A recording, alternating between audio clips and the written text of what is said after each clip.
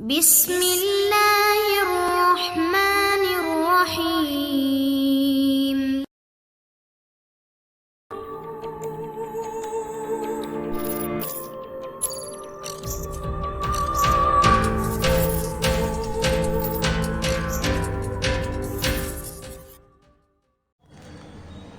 السلام علیکم دوستو، عمران سیریز ناول سورڈ ماگا بائی مظہر کلیم MA۔ اگر آپ نے ابھی تک ہمارے چینل جاسوسی دنیا کو سبسکرائب نہیں کیا تو سبسکرائب کریں اور بیل آئیکن پر کلک کیجیے۔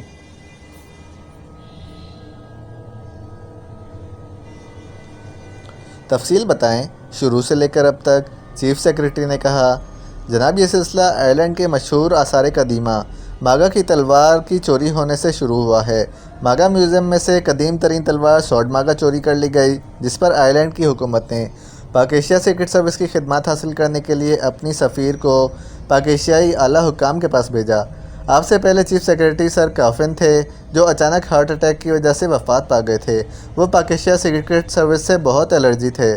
انہیں جب یہ اطلاع ملی کہ سورڈ ماگا کی برآمدگی کے لیے پاک ایشیا سیکرٹ سروس حرکت میں آنے والی ہے، تو انہوں نے دیگر اعلیٰ حکام سے مشاورت کر کے جس طرح تلوار میوزیم سے اٹھائی گئی تھی ویسے ہی خاموشی سے واپس رکھوا دی، تاکہ پاک ایشیا سیکرٹ سروس حرکت میں نہ آئے۔ لیکن بلیک اسٹون کے 2 سپر ایجنٹس آسکر اور ڈیمی حرکت میں آ گئے، اور انہوں نے آئرلینڈ کے معروف ماہر آثار قدیمہ پروفیسر شاربی کو اغوا کر لیا۔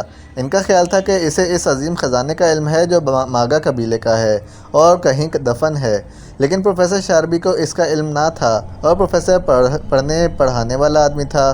وہ اس تشدد سے ہلاک ہو گیا۔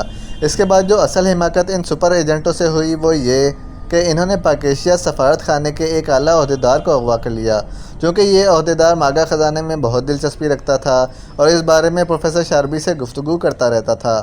اس لیے ان سپر ایجنٹوں نے اسے اغوا کیا اور پھر خزانے کے بارے میں معلومات حاصل کرنے کے لیے اس پر بے رحمانہ تشدد کیا، جس سے وہ ہلاک ہو گیا اور اس کی لاش سفارت خانے کو مل گئی۔ پاک ایشیا کے اعلیٰ حکام نے سفارتکار کی اس ہلاکت کا نوٹس لیا اور پاک ایشیا سیکرٹ سروس اپنے آدمی کی ہلاکت کا انتقام لینے کے لیے یہاں پہنچ گئی۔ بلیک اسٹون کے چیف اسکاٹ اور سپر چیف لارڈ ہنٹر ان کے مقابل اپنی تنظیم لے آئے، لیکن پہلے دونوں سپر ایجنٹ آسکر اور ڈیمی ان کے ہاتھوں ہلاک ہوئے، پھر اسکاٹ اور لارڈ ہنٹر کو بھی ہلاک کر دیا گیا۔ یہاں اس ہیڈ کوارٹر میں تو مشینری کو بھی فائرنگ کر کے تباہ کر دیا گیا ہے، لیکن لارڈ ہنٹر کے محل کو تو انہوں نے خوفناک میزائلوں سے مکمل طور پر تباہ کر دیا ہے۔ یہاں بھی تمام مشینری کے ساتھ ساتھ ریکارڈ کو بھی آگ لگا کر راکھ کر دیا گیا ہے۔ آرنلڈ نے پوری تفصیل بتاتے ہوئے کہا، اب یہ پاک ایشیا سیکرٹ سروس کہاں ہوگی؟ میرا خیال ہے کہ وہ پاک ایشیا جانے سے پہلے آئرلینڈ ضرور جائیں گے۔ آرنلڈ نے کہا، کیوں؟ وہاں کیا ہے؟ آئرلینڈ کے چیف سیکرٹری کے پاک ایشیا کے سیکرٹری وزارت خارجہ سر سلطان کے ساتھ بے حد دوستانہ تعلقات ہیں، اور پاک ایشیا بھی ترقی پذیر ملک ہے، اسی طرح آئرلینڈ بھی ترقی پذیر ملک ہے، اور موجودہ دور میں ترقی یافتہ ہونے کے لیے بے پناہ وسائل کی ضرورت ہوتی ہے۔ اس لیے میرا ذاتی خیال ہے کہ آئرلینڈ نے لامحالہ پاک ایشیا سیکرٹ سروس سے معاہدہ کیا ہوگا کہ وہ ماگا خزانہ تلاش کر دے تو آدھا آدھا خزانہ دونوں ملک خاموشی سے آپس میں بانٹ لیں گے۔ اس طرح دونوں ملک ترقی یافتہ بننے کے لیے بے پناہ وسائل کے مالک ہو جائیں گے۔ آرنلڈ نے جواب دیتے ہوئے کہا، تو چیف سیکرٹری نے اس بات میں سر ہلا دیا۔ عمران اور اس کے ساتھی 2 ٹیکسیوں پر سوار آئرلینڈ کی ایئرپورٹ سے ایور گرین ٹاؤن کی طرف بڑھے چلے جا رہے تھے۔ پہلی ٹیکسی میں ڈرائیور کی سائیڈ سیٹ پر عمران اور رکبی سیٹ پر صالحہ اور جولیا بیٹھی ہوئی تھیں، جبکہ دوسری ٹیکسی میں سائیڈ سیٹ پر صفدر اور رکبی سیٹ پر کیپٹن شکیل اور تنویر بیٹھے ہوئے تھے۔ وہ سب خاموش تھے، کیونکہ ٹیکسی ڈرائیور کے سامنے وہ کوئی بات نہ کرنا چاہتے تھے۔ ایور گرین سے ملحقہ ایک چھوٹا سا ٹاؤن تھا جو دور جدید کی رہائش گاہوں کا نمونہ تھا۔ آئرلینڈ کی آمدنی میں ایک بڑا حصہ سیاحوں سے ملتا تھا، اس لیے آئرلینڈ میں سیاحوں کو ہر طرح کی سہولت دی گئی تھی، اور سیاحوں کو تنگ کرنے پر وہاں کی پولیس انتہائی سخت نوٹس لیتی تھی۔ اس لیے یہاں آنے والے سیاح ہر لحاظ سے مطمئن اور محفوظ رہتے تھے۔ پھر تقریباً 4 گھنٹوں کی مسلسل ڈرائیونگ کے بعد ٹیکسیاں ایور گرین ٹاؤن پہنچ گئیں۔ آپ نے کہاں جانا ہے صاحب؟ ڈرائیور نے ساتھ بیٹھے ہوئے عمران سے مخاطب ہو کر کہا، کہاں جانا ہے؟ اس کا فیصلہ ایک 3 رکنی کمیٹی کرے گی، کیونکہ بڑے لوگوں کے فیصلے کمیٹیاں کرتی ہیں۔ ویسے بھی کہا یہی جاتا ہے کہ جس معاملے کو ٹالنا ہو اس پر کمیٹی بنا دی جائے، اور تمہاری ٹیکسی کے گدے بہت آرام دہ ہیں، اس لیے جب تک کمیٹی یہ فیصلہ کرے گی تمہاری ٹیکسی کے گدے بھی عام ٹیکسیوں جیسے ہو جائیں گے۔ عمران کی زبان جو نہ جانے کب سے خاموش تھی سیلابی پانی کی طرح رواں ہو گئی اور ڈرائیور کی حالت دیکھنے والی ہو گئی تھی۔ اسے شاید سمجھ میں نہ آ رہی تھی کہ عمران نے جو بظاہر تو انتہائی معزز آدمی دکھائی دے رہا تھا کیا باتیں کرنی شروع کر دی ہیں۔ صاحب اب میں کیا کہوں؟ ڈرائیور نے کچھ کہتے کہتے بات روک دی۔ ڈرائیور کو بتا دو کیوں اسے تنگ کر رہے ہو؟ اگبی سیٹ پر بیٹھی جولیا نے مصنوعی غصے کا اظہار کرتے ہوئے آنکھیں نکالتے ہوئے کہا، لو بھائی اب کمیٹی کا اسکوپ تو ختم ہو گیا کیونکہ فیکٹ فائنڈنگ کمیشن کا فیصلہ آ گیا ہے جسے نہ موڑا جا سکتا ہے اور نہ ہی بدلا جا سکتا ہے، اس لیے پروفیسر شاربی کی کوٹھی شاربی ہاؤس پر ٹیکسی روک دینا۔ عمران نے کہا تو ڈرائیور نے اس بار اس بات میں سر ہلا دیا۔ اس کے چہرے پر اطمینان کے تاثرات ابھر آئے تھے کیونکہ منزل طے ہو گئی تھی اور پھر تقریباً 10 منٹ بعد ایک 2 منزلہ رہائش گاہ کے جہازی سائز کے پھاٹک کے سامنے ٹیکسیاں رک گئیں تو عمران اور اس کے ساتھی ٹیکسیوں سے نیچے اتر آئے۔ صفدر نے ڈرائیور کو پیمنٹ کر دی اور ٹیکسیاں واپس چلی گئیں تو عمران نے آگے بڑھ کر کال بیل کا بٹن پریس کر دیا۔ پھاٹک کے سائڈ ستونوں میں سے ایک ستون پر پروفیسر کے نام کی پلیٹ موجود تھی۔ عمران صاحب آپ یہاں کیوں آئے ہیں؟ کیا پروفیسر صاحب کا انتقام بھی آپ لیں گے؟ نہیں، پروفیسر صاحب کی بیوہ سے ملنا تھا کیونکہ مجھے بتایا گیا ہے کہ پروفیسر صاحب نے 15-20 سال ماگا آثار قدیمہ پر ورک کیا ہے اور ان کے کام کا پوری دنیا میں سراہا گیا ہے۔ عمران نے کہا اور پھر سے پہلے کہ کوئی جواب دیتا چھوٹا پھاٹک کھلا اور ایک ادھیڑ عمر آدمی باہر آ گیا جو اپنے انداز اور لباس سے ملازم دکھائی دیتا تھا۔ پروفیسر شاربی صاحب کی بیگم سے ملنا ہے، فون پر بات ہو چکی ہے، انہیں کہو کہ پاک ایشیائی مہمان آئے ہیں۔ عمران نے ملازم سے مخاطب ہو کر کہا، جی صاحب آئیں تشریف لے آئیں، وہ ہمیں پہلے ہی ہدایات دے چکی ہیں۔ ملازم نے کہا اور واپس مڑ کر اندر چلا گیا تو اس کے پیچھے عمران اور اس کے باقی ساتھی بھی اندر داخل ہو گئے تو ملازم نے پھاٹک بند کیا اور عمارت کے ایک کونے کی طرف چل پڑا۔ عمران اور اس کے ساتھی اس کی پیروی کر رہے تھے۔ عمارت گو شاندار تھی لیکن لگتا تھا کہ کافی عرصہ پہلے بنائی گئی تھی اور دوبارہ کبھی مرمت نہیں کرائی گئی تھی۔ تھوڑی دیر بعد وہ ملازم انہیں ایک بڑے کمرے میں لے آیا جسے ڈرائنگ روم کے طور پر سجایا گیا تھا۔ آپ کیا پینا پسند کریں گے؟ ملازم نے عمران سے مخاطب ہو کر پوچھا۔ کولڈ ڈرنکس جو آپ پلا دیں، عمران نے کہا تو ملازم نے مؤدبانہ انداز میں سر جھکایا اور واپس مڑ کر کمرے سے باہر چلا گیا۔ تھوڑی دیر بعد وہ ایک اور ملازم کے ساتھ واپس آیا۔ دونوں ملازمین کے ہاتھوں میں کولڈ ڈرنکس تھیں جو انہوں نے عمران اور اس کے تمام ساتھیوں کے سامنے میز پر رکھیں اور پھر مڑ کر کمرے سے باہر چلے گئے۔ عمران نے کولڈ ڈرنکس لی تو اس کے ساتھیوں نے بھی کولڈ ڈرنکس اٹھا کر سپ کرنی شروع کر دی اور پھر خالی بوتلیں نیچے رکھ دی گئیں۔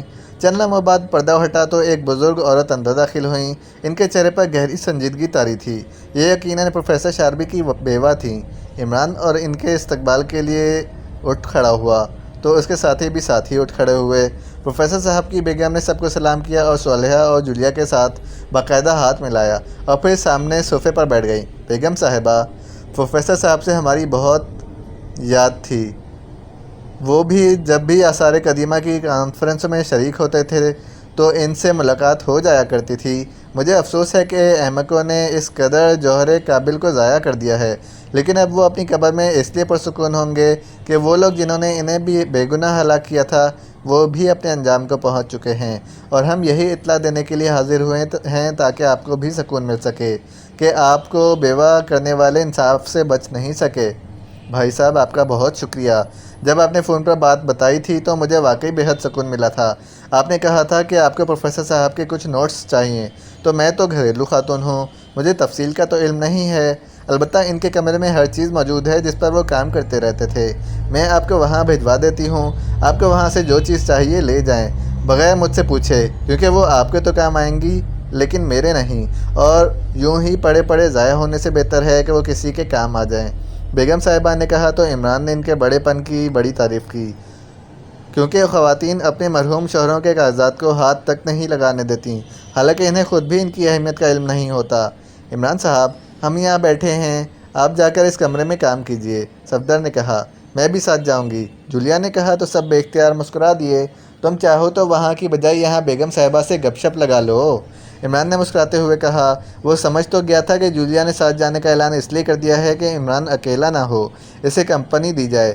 یہ جولیا کا لاشعوری سے فیصلہ تھا۔ اب وہ بعض اوقات لاشعوری طور پر ایسے اقدامات کر گزرتی تھی کہ دوسرا حیران رہ جاتا تھا۔ پھر عمران بیگم پروفیسر کے ساتھ جولیا کے ہمراہ پروفیسر صاحب کی اسٹڈی روم پہنچا تو انہیں ایسا محسوس ہوا جیسے وہ کسی آثار قدیمہ میں داخل ہو چکے ہیں۔ لیکن وہاں افراتفری کا کوئی عمل دخل نہ تھا۔ ہر چیز بڑے مناسب انداز، انتہائی سلیقے اور قرینے سے وہاں موجود تھی۔ آئیے ہم دونوں دوسرے کمرے میں بیٹھ کر گپ شپ کریں۔ آپ مجھے سوئز نژاد لگتی ہیں۔ ہاں میں سوئز نژاد تھی لیکن اب پاکیشیائی ہوں، جولیا نے مسکراتے ہوئے کہا۔ عمران بیٹے کے ساتھ آپ کی شادی کب ہوئی؟ بیگم صاحبہ نے کہا تو عمران جو میزوں کی درازیں کھول کر ان میں موجود ڈائریاں اور دوسرا سامان چیک کر رہا تھا، بے اختیار مسکرا دیا۔ ہم میں سے کوئی بھی شادی شدہ نہیں ہے، جولیا نے کہا تو بیگم صاحبہ کے چہرے پر حیرت کے جیسے سمندر ٹوٹ پڑے ہوں۔ اوہ ویری سوری، عمران کے لیے آپ کا رسپانڈ بتا رہا تھا کہ آپ دونوں شادی شدہ ہیں اور میاں بیوی ہیں۔ بہرحال آئیے، بیگم صاحبہ نے معذرت کرتے ہوئے کہا، اور پھر وہ جولیا کو لے کر کمرے سے چلی گئیں تو عمران نے باقاعدہ کام کا آغاز کیا ہی تھا کہ صفدر آ گیا۔ عمران صاحب، میں نے سوچا کہ شاید آپ کو میری مدد کی ضرورت پڑے، صفدر نے مسکراتے ہوئے کہا تو عمران نے اسے بیگم پروفیسر کی بات بتا دی تو صفدر بے اختیار ہنس پڑا۔ عمران صاحب، آپ یہاں سے کیا تلاش کرنا چاہتے ہیں؟ پروفیسر صاحب سے میری بڑی تفصیلی ملاقات ہوئی تھی جب سالٹ ماگا کی چوری کی برآمدگی کی بات ہم نے شروع کی تھی، اور انہوں نے خود مجھے بتایا تھا کہ ماگا کے قدیم پتھروں پر موجود قدیم تحریر میں ماگا خزانے کے بارے میں لکھا ہوا ملتا ہے، لیکن 5000 سال سے اب تک باوجود کوشش کے اس خزانے کا کوئی اتا پتہ نہیں معلوم ہو سکا۔ خود پروفیسر صاحب نے بھی اس پر بڑی طویل ریسرچ کی تھی، لیکن وہ بھی اسے تلاش نہ کر سکے تھے، اس لیے وہ خاموش ہو گئے تھے، اور شاید لوسانیہ کی تنظیم بلیک اسٹون کو بھی ایسی ہی اطلاعات ملی ہوں گی جس پر انہوں نے پروفیسر صاحب کو اغوا کر کے ان پر تشدد کیا اور وہ ہلاک ہو گئے۔ عمران نے کہا، یہ ڈائری بہت اہم ہے، اس ڈائری میں شاید پروفیسر صاحب کی زندگی بھر کی محنت موجود ہے، عمران نے کہا، اور ڈائری بند کر کے اس نے ایک سائڈ پر رکھ لی۔ عمران صاحب، مجھے واقعی حیرت ہو رہی ہے کہ آپ جیسا سائنسدان بھی مدفون خزانوں کے پیچھے جا رہا ہے، صفدر نے کہا تو عمران بے اختیار ہنس پڑا۔ اسی لیے تو سائنسدان بیچارے ساری زندگی پریشان حالی میں ہی گزار دیتے ہیں کہ وہ نہ خزانے تلاش کرتے ہیں اور نہ انہیں خرچ کر سکتے ہیں، عمران نے مسکراتے ہوئے کہا تو صفدر بھی بے اختیار ہنس پڑا۔